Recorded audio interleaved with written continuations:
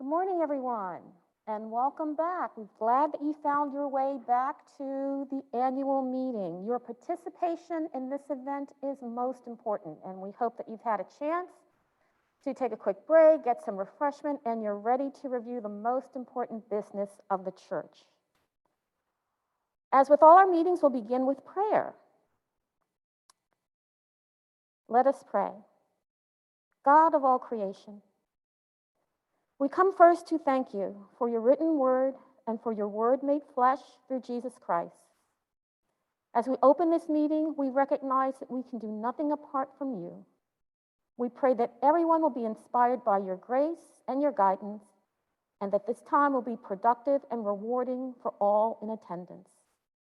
Thank you for the continuing opportunities given to this faith community to be a blazing beacon of God's transforming love in the world.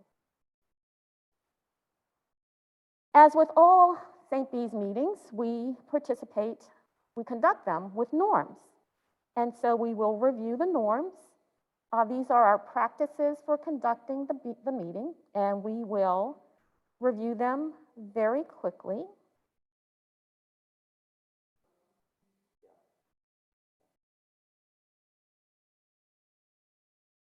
Oh, I can't see that. Let me go to As one ages, one's eyes age significantly. Okay, begin and end on time. We are there. To extend the meeting, we must vote to do so. Please come prepared to meetings. We trust that you have read the materials that you picked up or that were emailed to you. Use I statements when bringing forth comments or questions. Please speak for yourself and respect everyone's opinion. Assume good intentions. We are all here to do God's work and the work of the church. Do not interrupt. Probably not going to be a problem on Zoom, but do not interrupt. Step up and step back. This is a great one that was given to us by this year's junior warden, Michael Sarbanes. He uses it when he teaches. And it means step up. If your voice is infrequently heard, now's the time. We'll be using the chat room. We'll give you some more instructions, but step up. Your thoughts, your questions, your comments are most important. And sometimes step back. If you are frequently one of the first to offer comments, we thank you for that. But maybe pause for a moment to give some of the quieter voices an opportunity to come forward. But everyone who has a question or a comment will have an opportunity to be heard. Do not hold back from offering strange and new ideas. As Reverend Flo often says, it can sometimes be the voice of the Holy Spirit that is prompting those strange and new ideas. Share discomfort in a timely manner, and no parking lot conversations. Be present in the meeting and give attention to all who are speaking. And have fun. Okay, now on to the agenda. The agenda is on page 1 of your booklet. And just as last year, we will be using the features of Zoom to conduct this meeting. The chat room will be available to take your questions, your comments, your motions, and we'll be using the poll feature to record your vote. So first on your agenda is acceptance of last year's minutes from the annual meeting. I know that you have all read the minutes from last year's meeting and given them great consideration. So if you have any questions, you can post them in the chat room. But we also need to, this is your first item on which you're going to vote. So regarding the acceptance of last year's minutes of the annual meeting, would someone like to offer a motion? I'm still having issues getting the poll up. We're having some technical difficulties with the polling. Can I suggest that we come back to the acceptance of minutes and, Okay. annual reports? Can we go forward with questions for the minutes? Yes. Okay. Are there absolutely. any questions regarding the minutes from last year's annual meeting? We're not going to vote just yet, but if you have questions, So there's a question from Stephen Miller. It says, under item 12, mistakenly reports that extra CSA shares were taken to Dr. Bob's place. They were actually taken to Paul's place. we will make note of that change. Sarah Chard, the secretary, is, well, this meeting is being recorded, and Sarah Chard will be compiling minutes for this meeting, and so we will make that change. Thank you, Steve.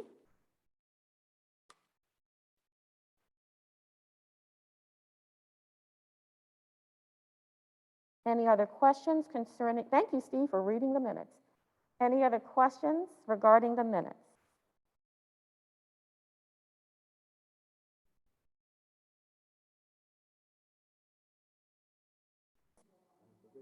Okay. Next on your agenda is a financial report regarding the end of year 2020 and approved budget for 2021. Michael Haney, who is your chair of the finance committee. Thank you very much, Angel. Good morning, everyone. It is so good to be here. And who knew that we'd be doing this a year from now when we pass the 2020 budget. I do want to highlight one, I believe, correction in your annual report on page 30. Page 30 refers to the 2020 budget, and I believe it should refer to the 2021 budget. So if you could just note that. And I just want to start off acknowledging how great God is, particularly given the way that we had to operate last year. I'll do it when he's finished. And I also want to, during the course of this recap or financial report, talk about the goodness and the greatness of the committee, the finance committee. So I'll be naming a number of them during the course of the report, because I tell you, it was a very good team effort.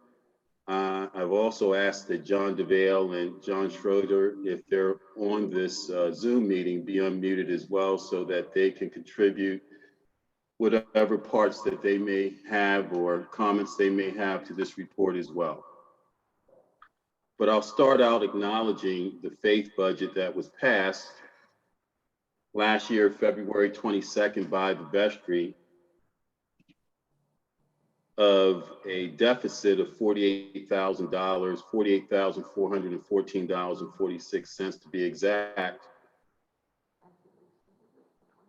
which was different than the 2019 deficit of over $100,000. So we decided that we were going to have less of a deficit in 2020 than we did in 2019. And who was to know that 30 days less than that, we would be faced with a pandemic that would throw everything into a flux, stop meeting in church, unsure in terms of our pledges, our income, our ministries, how we were going to proceed.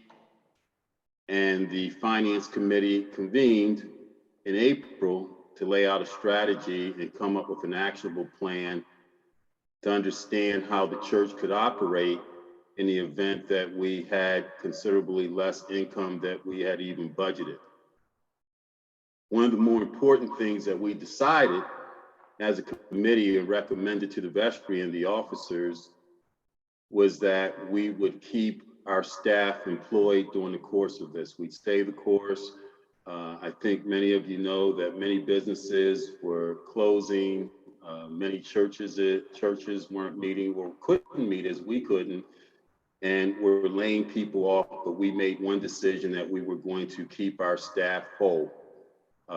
Be it the staff of music ministry, lay ministry with our Sunday school teachers.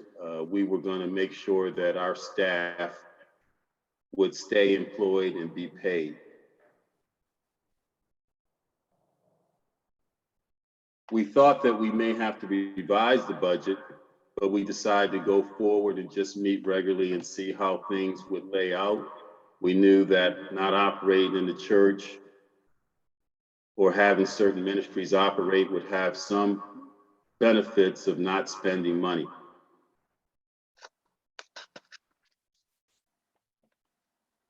The diocese also reacted in April or in May by reducing the diocese pledge that we were responsible for to the diocese by over $8,000. So they reduced our pledge for the year by over $8,000, which was helpful.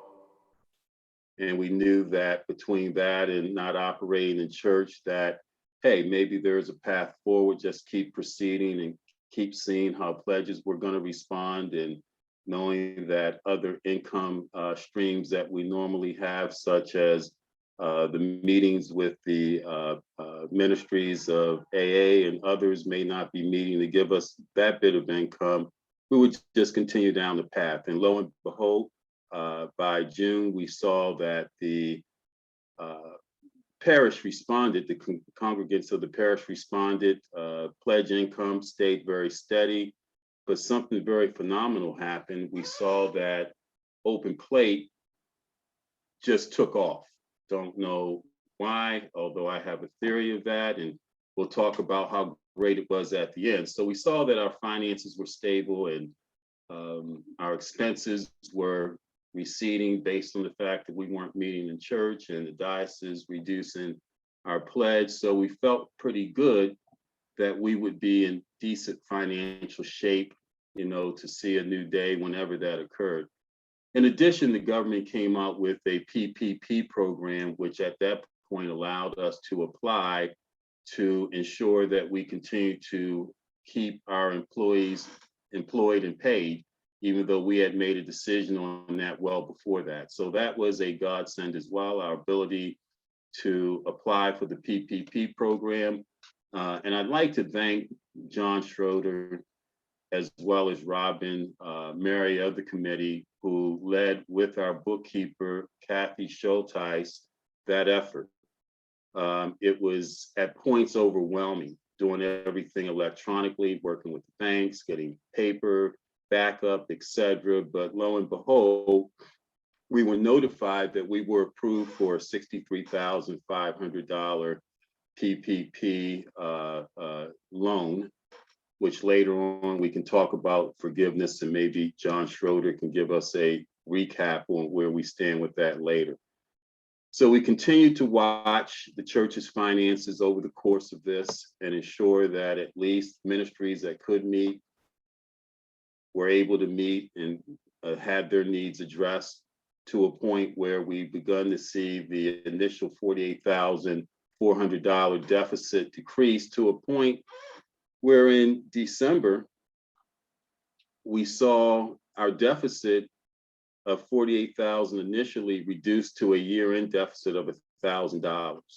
And I gotta say that the Open Plate giving of over $47,000 in my 50 years at St. Bartholomew's, I have never seen that significant amount of Open Plate giving. And I attribute it to the great ministry that we continued to have and new people that came in, but moreover, people of our congregation dedicating themselves to giving to Open Plate because they knew that we were in a situation and no one knew which way it would come out. And that's where people put a considerable amount of money, $47,166, which far exceeded what we had done before, but I believe close to $17,000. So Open Plate was considerable in helping us retire a deficit of 48,000. So Angel, at this time, I'd like to take any questions that people may have on last year. Michael, there is, John Schroeder is not presenting, so there's no recap from him. So if you just want to explain forgiveness of the PPE loan. Fantastic. Okay, and I'll do that in conjunction with our 2021 budget. So as I mentioned, we retired our deficit of 48, we retired our deficit of $1,000. We had $1,000.18 year-end deficit, December 31st, 2020, which as a bylaw is retired using, with a vestry approval, retired using prior year reserve fund to retire that deficit. So that's what we did. We retired our deficit for 2020 with the prior year reserve account of $1,000.18. And I think everyone felt really good that we had gotten and were able to continue the ministries that we were able to continue in 2020 to a point where we had that minimal amount of a deficit. And so I'd like to spend a couple of minutes just highlighting the 2021 budget, because we didn't know which way to go from a budgetary perspective. And this is where we had decided as a committee to approach the budget process a bit differently for 2021 than we did in previous years. Look at a lot of historicals. We know that 2020 was a very different God-given year, and that we needed to go back further in our history to get a trend in terms of our spending. And I'd like to thank particularly Dick Parker, Bonnie Kutch, Drew Brown, who served on the budget committee, the subcommittee of the finance committee, and really zeroed down on our finances to come up with a comprehensive, quantifiable, as best as possible budget to put in front of the vestry for 2021, not knowing when we'd open, what kind of income we would be getting, what kind of ministry needs we'd have or be able to conduct. And we did the best we can to come up with a sense of the pledging, the giving, understanding that open plate may have been an anomaly in 2020. We weren't going to hedge on that. And these phenomenal people just really did a yeoman's job of looking under every historical document we could to come up with a comprehensive budget. And so I say that to say that the 2021 budget was drafted on very little increased income in terms of pledge income, although we did measure the open plate income and the pledge income to come up with a very, very modest increase in year-over-year revenue. So our year-over-year revenue growth for 2021 versus 2020 was a very modest $12,000. You know, we felt that that was safe to go at, and that was a challenge that the church, based on the open plate of 2020, may be able to meet. But moreover, what we did is that we looked at the expense line. Even though we reduced 2020's expense over 2019 of $100,000 to $48,000, we decided that let's look and reduce further the church's exposure from a deficit perspective in 2021 as well. So we rolled the deficit or the faith budget downward by over $17,000. So the deficit for this year, 2021, is $31,000, or just over $31,000. And last year it was $48,000. 2019 it was $100,000. And yeah, we knew that we had a gift from God in our pocket potentially, because that PPP loan that I mentioned of $63,500, the program tenants changed during the course of the year to potentially make that $63,500 PPP gift from God forgivable in its entirety, which means that we would have to take that as income at the appropriate period that it was going to be forgiven, which wasn't in 2020, but finally forgiven in March, I believe, in February of 2021 this year. So the $63,500 PPP loan was turned into a grant or revenue by the government, and all of our loan was forgiven. And that was applied to the deficit or to the income for 2021 this year. So right now, if you look at when our financials come out in the next week or two, you'll see that the church is significantly ahead of this year's budget trend by almost, we're ahead of budget, which I've never seen in my time at church, by over $81,000. So we are in the black year to date in 2021 of over $81,000 due to the forgiveness of the PPP loan. And this was on a budget of 2021, a deficit of over 31,000. So God has been very good to the church. We just have to continue to remain faithful. We saw some good deeds coming out of this, but I think as we begin to open our church, there are ministries that are just itching. And I think of property as one, and landscape as another, Project Jigsaw, that are going to be hopefully the beneficiaries of the goodness of God and where we are from a financial perspective. But bottom line is the church is in a very good place financially this year, year to date. And it's a result of the committee of Bates Churchill, Corinne Bowmaker. I mentioned Dick Parker and Drew Brown and Robin Mary, Gordon Pish with the Vestry Task Force, Bonnie, I mentioned again, John DeVale, John Schroeder, our banker, pastor or banker priest, Flo, who is just as astute as anyone I've ever seen when it comes to money and finance and does a phenomenal job. Our wardens, Angel, our senior warden, and Mike Sarbanes, our junior warden. This team just guided this financial ship to a point where, you know, we are in a very, very, very good space at this time. And I just would like to, I couldn't thank them enough for this. So are there any comments or questions for me?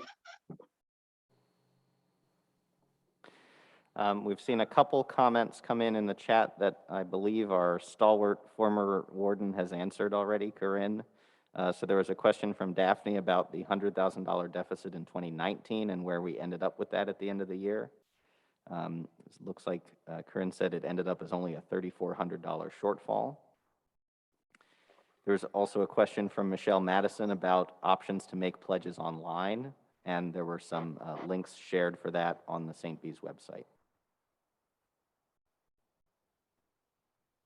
Great, thank you very much, Mike. And that concludes my finance report. I just would love to just ensure that people continue to watch our finances, watch the finance report as it comes out in the Apostle every month, be very astute as to what's going on. Somehow I believe that this is going to put us in a position, a phenomenal position in the very near future to assist with the planning of finally getting Project Jigsaw, which I know is getting some things done with the Undercroft, but on the big picture perspective, I believe this year, last year are going to be very instrumental as a strategy of ensuring that perhaps funding, financing, some of the things that we need to do with Project Jigsaw are going to get off. And I saw a comment by John DeVale that said the open plate giving was giving just by those that had not filled out a pledge card.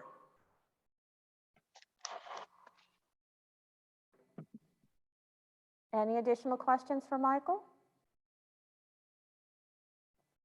Thank you, Michael, for an excellent job making difficult material very understandable. Thank you all very much. Next on your agenda is a report from the Funds Committee. Deirdre, are you there? I am here. Thank you. Good Great. morning. And we're actually going to, the church is going to step away briefly just to try and get this issue with the polls fixed. But Deirdre, you're good to go. Please continue on and we'll be right back. Thank you. Michael, did you arrange for me to be able to share a document? Yes. Okay, thank you. Good morning, family. I've been asked to give you all a bit